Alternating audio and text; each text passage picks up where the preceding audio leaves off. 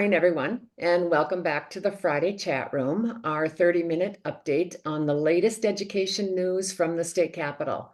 If you're joining us today for the first time, we ask this every week. Would you please introduce yourself in the chat? And we extend a special welcome to you. So to keep you informed, we are posting our notes from the Friday chat room on the MSBA GR dashboard. And we also have a recording for the chat room. It is on our website and it is on our dashboard as well. So be sure to check them out and make sure that you share them with your colleagues as appropriate. So as we have in the past, we always start with three common themes of session. So first, we are going to examine the post-election outcomes and power shifts at the state capitol. And hard to believe, but yet there are more changes in both bodies. So first in the House, the chamber has returned to its full membership of 134 members with the swearing in of Representative David Gottfried. His special election win returns the balance of power back to a tie in the Minnesota House. So we are back to shared leadership. And Kim talked a little bit about what that would look like last week, so I won't go into that.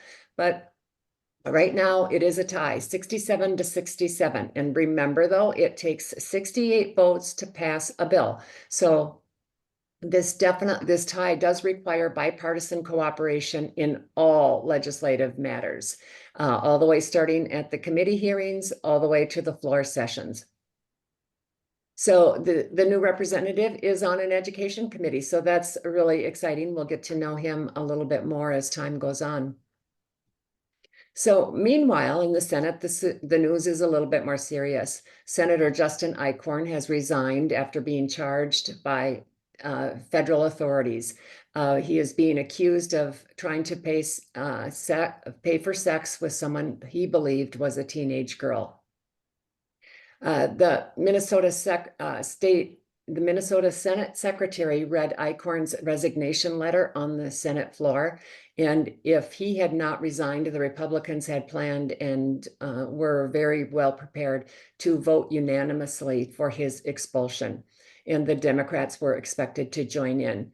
So had that vote occurred, it would have marked the first time of an expulsion in Minnesota State Senate history.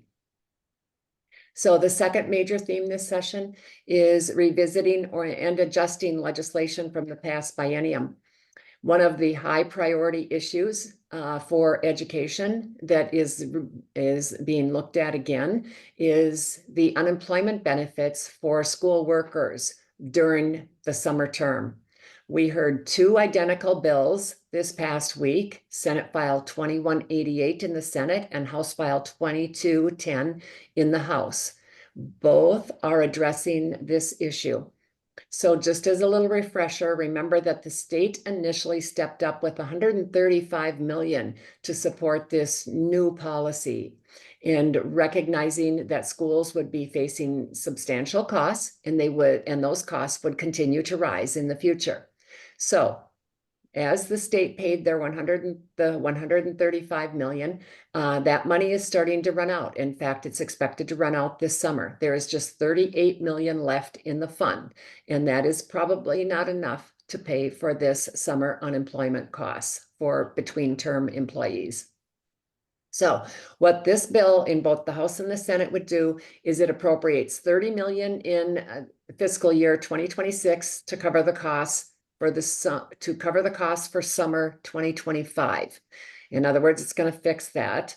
And then it provides $70 million in fiscal year 2027 for the summer of 2026. In other words, it funds it for another 2 years.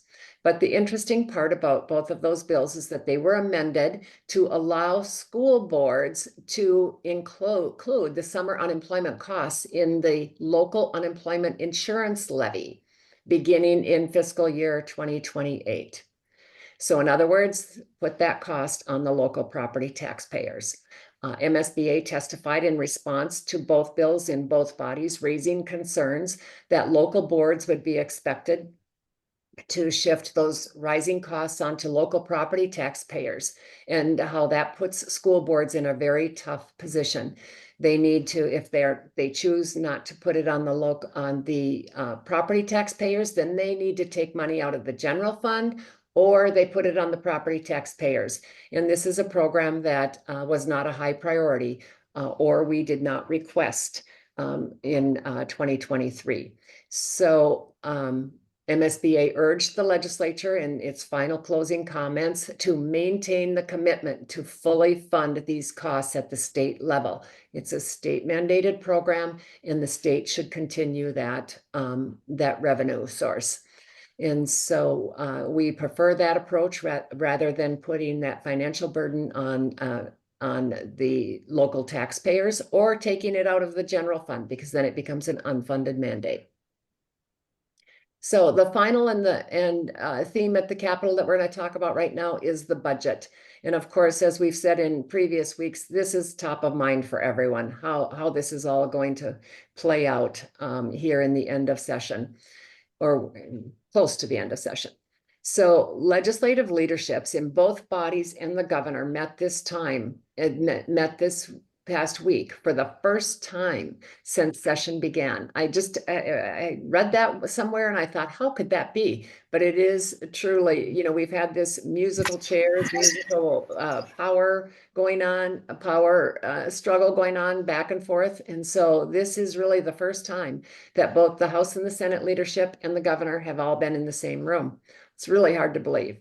So, and they met to begin the process of setting budgets and targets for all areas of government, just not education. And that's the other thing that we always have to keep in mind, isn't it? We get so focused on education, and it is for all areas of government. So we have had meetings with our education leaders, the chairs of the finance and policy committees, and we just do our little updates and talk about several different things. And so what they are kind of trying to warn us is that they are thinking that we may have a potential $0 budget target in education. And of course, this just alarms us a little bit. And they're asking us, what can we cut? And so keep your eyes and ears open, and we will have to see what the individual education committees propose. So looking ahead, House leadership expects to have their budget targets made public April 1, and then the Senate is aiming for April 5th. And, I've said it before in the Friday chat room, but I think our best case scenario in this budget scenario would be some one-time funding, possibly for unemployment insurance and a partial fix for the compensatory formula. But needless to say, I will keep saying it, no one is planning for vacations in June this year. So as we are moving to these key legislative deadlines, let's take a look now and see what's happening in the Policy and Finance Education Committee hearings. I want to start with some context. We're heading into the final stretch of legislative deadlines. The policy bills need to move out of one body by Friday, April 4th. So right around the corner. And then the finance bills, they have until Friday, April 11th, a little bit more time. And so what that means is that we are starting to see that the chairs of the policy committees especially are starting to shape their omnibus bills. And next week, we'll talk a little bit about omnibus bills and what does that mean. But really, it's one big mega bill consisting of multiple bills heard throughout session all rolled into one bill. So to that point, because we're starting to think about omnibus bills, especially in the policy area, when I talk about some of these bills that were heard, I'm going to also start mentioning of whether or not that bill has been heard in both the House and the Senate, or just one body. And why is that important? Because that gives us an indication of whether that bill is somewhat already agreed upon, if you will, And if the language is identical in both the House and the Senate, there's a good chance that it will become law, that it's a very serious proposal moving forward. And if it's only heard in one body so far, that means that that is a point of negotiation. You have to take something or give something up to get your priority in the omnibus bill. So with that little background, let's go ahead and dive into the hearings. I'm going to first of all start in the Education Committee in the Senate. This hearing was definitely focused on, all the bills were definitely focused on tribal schools and indigenous education. And so one bill, Senate File 42, would fund suicide prevention curriculum specifically designed for indigenous youth. And the testifiers talked about this as just an urgent issue, and or the revenue would be, the curriculum and revenue to do that would be urgently needed. And so there was another bill, Senate File 193, and that would provide permanent supplemental aid for tribal contract schools. And that would be about 40,000 annually. And just to give you a little context for this, in the topic of school trust lands, the tribal contract schools do not receive trust land payments like traditional school districts do and charter schools. So that creates a funding gap for them. And so just a little point of interest for all you school trust land groupies out there, that public schools get about $67 per student from trust land payments this year. That is about at least double of what that was when we first started working on this issue. So that fund is growing. It's good news. So in that same hearing, the Senate Education Committee also heard a bill, the bill that we've talked about earlier, and that is Senate File 1404, and that changes the process for the mascots, and it actually streamlines the process for getting a local school district mascot approved. And we've talked about that when it was in the policy committee. And so then there were two additional funding requests, one from ESCO and one from Grand Rapids school districts. And they were, as I mentioned, individual bills that would help them in recovering the costs for removing the mascots in their school district. And the testimony was fascinating when you just don't realize in how many different places a mascot appears in a school district. And I think it was ESCO that testified it's on every clock in their school district. So it gives you a little context for that financial impact that they are experiencing. So then in the House, in the Education Policy Committee, they took up House File 1803, which is a special education bill, and it addresses IEPs, or individualized education program requirements.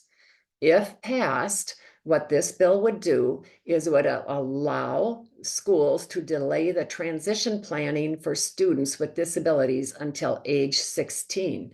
And the other thing that it would do, it would also simplify the IEP goals section of the IEP by removing the need for benchmarks. And it would require only annual measurable goals. As you can about imagine, the testimony was mixed. Some supported the idea as well as MSBA would too, is that it would reduce the administration burden. And each year at the Capitol, we always hear legislators talk about is we exceed federal expectations and we should step back and just align our special education requirements to federal expectations. And this bill would do that. And then always what happens is that the parents get very concerned about eliminating those benchmarks. So once again, it becomes then very controversial. So just as a note though, that this bill has now been heard in the House and the Senate. And so it is a candidate for inclusion in both omnibus bills. But as I mentioned, it is controversial. And so the discussion is not over yet. So we, in the House, we also heard a bill that would ban the construction of new school buildings within a quarter mile of closed landfills. That bill in the House is House File 1457.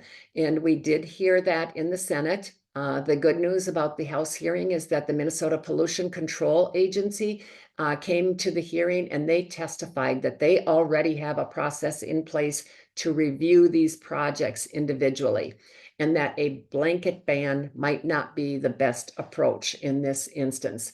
As when it was heard in the Senate, I think I mentioned that there are about 275 schools that this would affect. And so we have weighed in with the authors of this bill and raised serious concerns about local control in this instance, that school boards go through a very long process of determining locations for future sites and for buildings. And so there's a lot of confusion around this bill. So hopefully this will get tempered. And the other thing I wanted to mention on that is that the Minnesota Pollution Control Agency suggests a 200 feet buffer for those closed landfills. Once again, it has now been heard in both the House and the Senate, so it is a candidate for inclusion in both omnibus bills. So we're going to switch over to school funding. The Senate heard a major proposal, Senate File 2239, carried by Senator Kupek. This bill would increase local option revenue, LOR, and it would, and so this is one of the few per pupil flexible funding streams that schools can access outside of the basic formula. There was a lot of strong support for this bill, which was really inspiring. And so Paul Bourgeois from the Minnetonka schools testified, and he talked about the fact that inflation has eroded the LOR's value by 35%. And so he said when that happens, that leads to eventually job loss or job cuts. And in his final statement, he said, we just need your help. If you would increase the LOR formula by $250 to keep up with inflation, it would help us keep teachers in front of students. And that is the main thing that we are struggling to do. And let's keep the main thing, the main thing. Fridley Superintendent Brenda Lewis also added that that this would help her school district. She would stand to gain $755,000 a year, but she is facing multi-million-dollar budget shortfalls. And so she said this would help, but she soften the blow for the inevitable cuts that she would need to make, but it would not, definitely would not be solving her funding issues in totality. And so we had two school board members also come and testify, one from Moorhead and the other also from Fridley. So there is a run for this. Oh no, I'm sorry. We're gonna we had some trouble finding the run, so we were going to go ahead and keep looking for the run for this bill, and we will be providing it as we get it on the dashboard. So in the Senate, and this is a Senate bill only, we heard Senate File 82, and that would increase consolidation aid for school districts that are merging. And it would raise the support for those districts that are consolidating from $200 to $424 per pupil. And as you know, when this aid is intended to help districts manage the costs that are related to reorganization, such as early retirement incentives or student support services. So Mary Carlson of the Renshaw School Board and Laura Nielsen, chair of the Carleton School Board, both provided testimony. They did such an excellent job. And it's one of those times where you hear the testimony and you go, this just should be funded. And then you kind of get little dose of reality and you say, but we really don't have any money, or we may not have any money. We will have to see. But anyhow, they did an excellent job of testifying. And as I mentioned earlier, that bill was only in the Senate. So over in the House Education Finance Committee, they heard House File 745, and that is a compensatory education bill. We've heard lots about compensatory since we made some changes to that funding source, and so this bill 745 would do a couple of things. First of all, it restores the student counts to be able to account for the free and reduced forms, as people have been asking for that. And it also makes the revenue that the school districts receive a little bit more flexible. If you remember, in 2023, the legislature said 80% of that revenue has to be used at the individual school.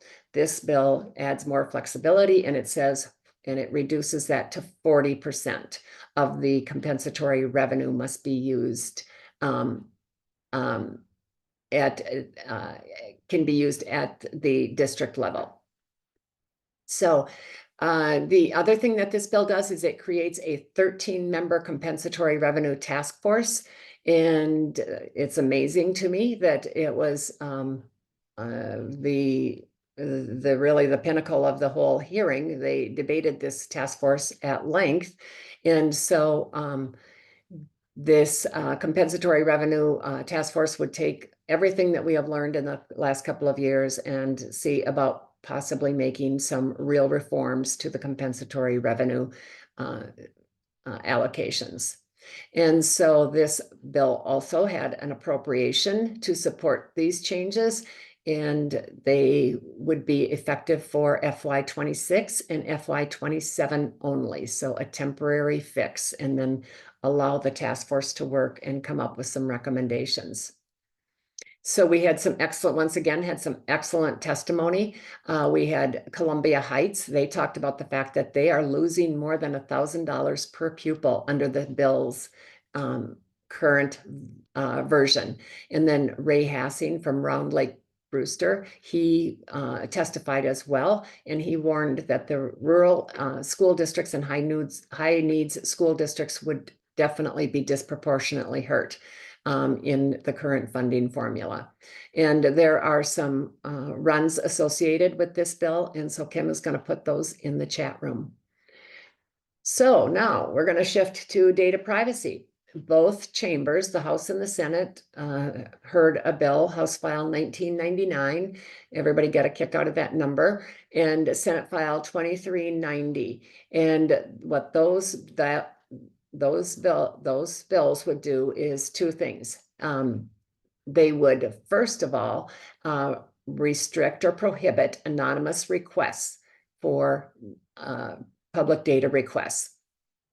And the other thing that it would do is it would allow the school district to charge the requesters for staff time. In other words, the time spent redacting data, if the requester fails to show up to inspect it. In both committees, though, I want to point out that there was an amendment offered to eliminate the restriction on anonymous requests. That becomes really controversial. And for example, if a parent wanted to make a request of a school district and it was a reasonable request, that it wouldn't be right in order for them to have to put their name on the request.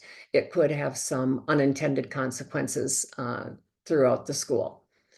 So the superintendents from Owatonna and Rochester supported the proposal, saying that it would reduce unnecessary burden on already stretched staff. So both the bills right now have landed in the judiciary committees, and anytime a bill is in the judiciary committee, it has a long road ahead of it. So we will see. The stakeholders for and against that bill said this is probably going to be a long-term discussion, and it might need to be continued into the interim and see what we can agree on. So one of the more talked about bills at the legislature at any given time is bills that deal with a school start before Labor Day. And so House File 1124 was heard. It was already heard in the Senate, and it would allow districts to start before Labor Day in 2026 and 2027 only, if approved by the local school board. And so Christy Peterson, vice chair of the Shakopee School Board and the president of MSBA, testified in strong support. She explained that Labor Day falls late in both those years, leaving less time or days with students before important MCA testing and the onset of winter weather and what implications that has on our scheduling.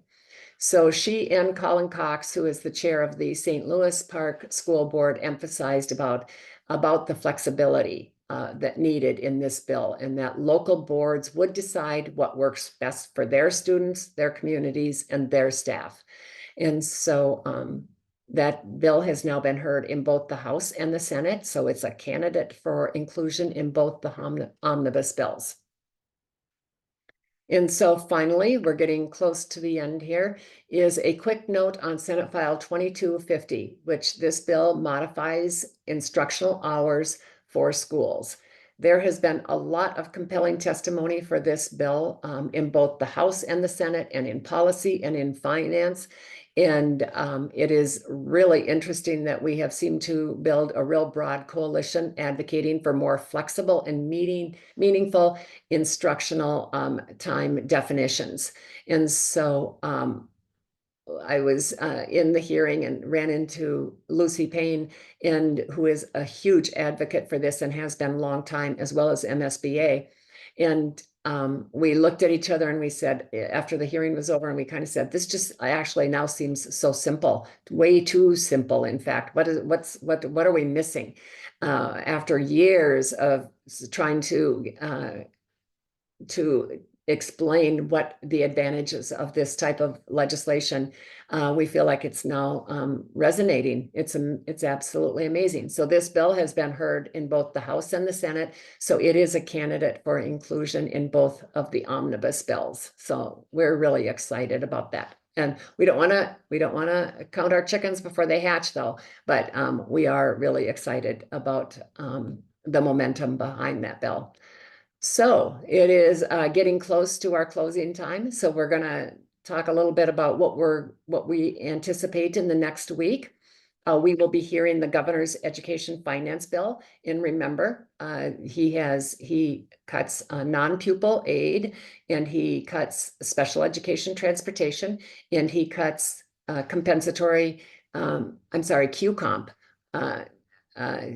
the whole QComp program. So if those things are mean something to you, you should think about contacting the governor's office and the chairs of the education committee, because that bill will be heard. And I think those options will be entertained in each committee. Next week on Wednesday, we have gotten word, we don't have the official notice yet, I don't believe, is that we are going to talk about nutrition fund transfers. The bill has been drafted, and it will, and I should say introduced, and we have the jackets. So we will be working on that in the next week or two.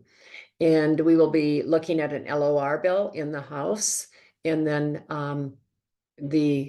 then, of course, as I've mentioned several times, we are gonna start the construction of the omnibus education policy bills, and the finance bills will come later. And so there's still a lot of questions about that. Will we be combining policy bills with finance bills, or will we have a policy bill and a finance bill in both the House and in the Senate? Or will they even, will each body do it differently? They can if they want. But I think that they are coordinating very closely to see how to get some of their priorities across the finish line this year. So plenty more to come in the next couple of weeks. So we will keep watching, and we will definitely be keeping you posted. So with that, I am going to say goodbye, and thank you for once again for joining us. Bye-bye.